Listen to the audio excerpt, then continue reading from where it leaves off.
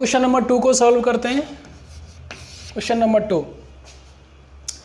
पहले रीडिंग कर लेते हैं। तो a vessel is in the form of a hollow hemisphere mounted by a hollow cylinder.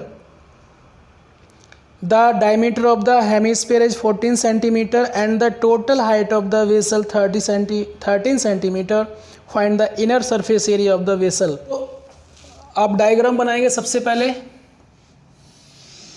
ये कुछ तरह का आपका क्या है, हेमिस्फीयर है, और इसके ऊपर आपका क्या है, माउंटेड है एक hollow cylinder.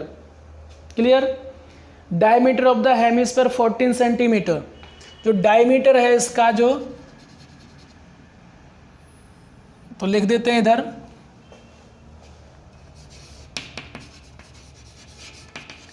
Diameter of hemisphere. Diameter क्या है, किसका, हेमिस्फीयर का है, तो लिखेंगे diameter of hemisphere equal 14 centimetre. कितना है, 14 सेंटीमीटर।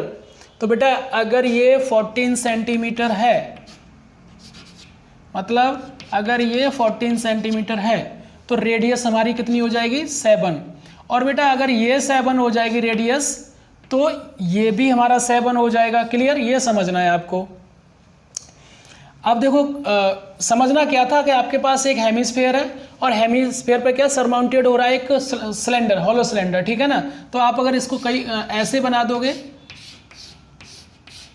उल्टा, तब भी कोई प्रॉब्लम नहीं है हमें, तो इससे कोई दिक्कत नहीं है। ठीक है।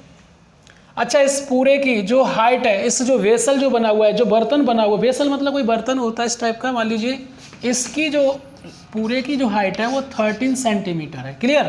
तो आपने देखा डायमीटर ऑफ ए हेमिस्फीयर तो आपका 14 हो गया, रेडियस 7 सेंटीमीटर होगा, ये सब अच्छी तरह जानते हो, क्योंकि radius upon equal diameter upon 2 होता है। रेडियस इक्वल डायमीटर अपॉन 2, तो इससे अब ये तो डायरेक्ट लिख सकते हैं।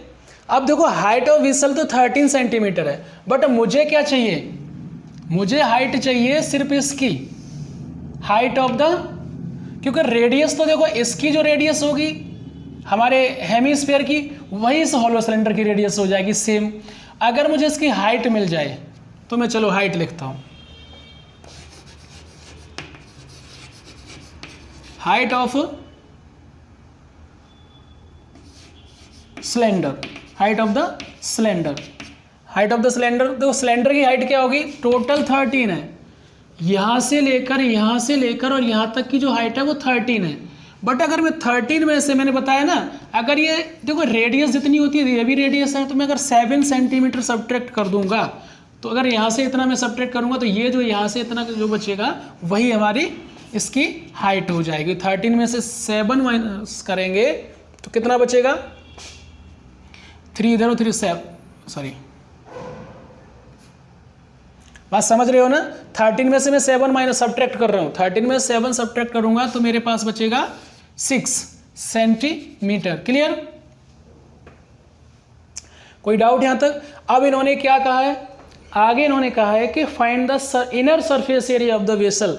जो इसका इनर सरफेस एरिया आपको है वो फाइंड करना है। ये अब बेटा चलो लिखते हैं पहले, इनर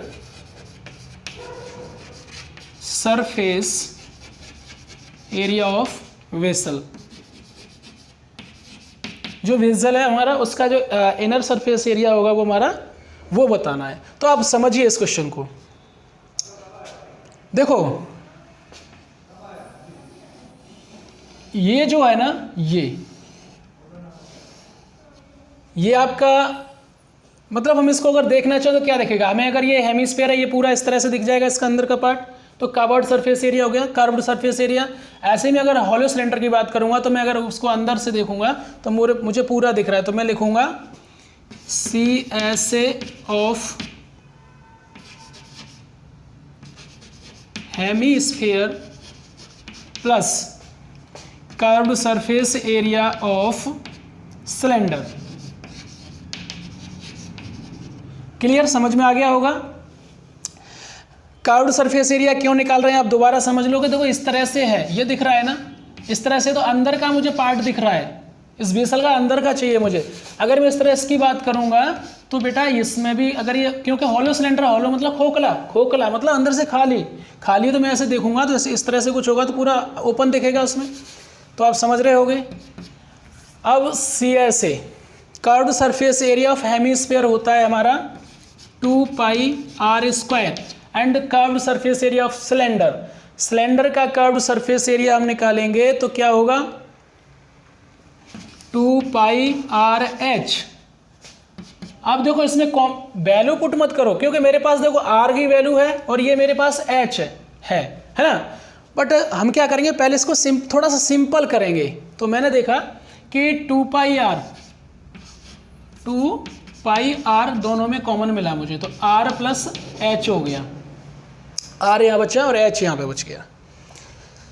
चलिए अब इसमें और कुछ हो सकता है क्या, अब नहीं हो रहा तो वैल्यू पुट कर देंगे।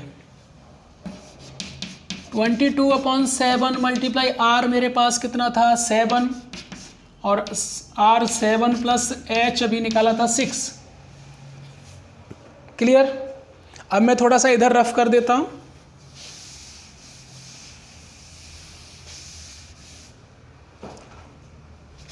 देखो 7 से 7 कैंसिल हो जाएगा, आपके पास बचेगा देखो, और 2 का मल्टीप्लाई 22 में करेंगे तो 44 हो जाएगा। मल्टीप्लाई इन दोनों को फिर ऐड कर दो तो 13 हो रहा है। अब इन दोनों का मल्टीप्लाई करेंगे, 13 का मल्टीप्लाई इसमें करेंगे तो 13 4 जा कितना होता है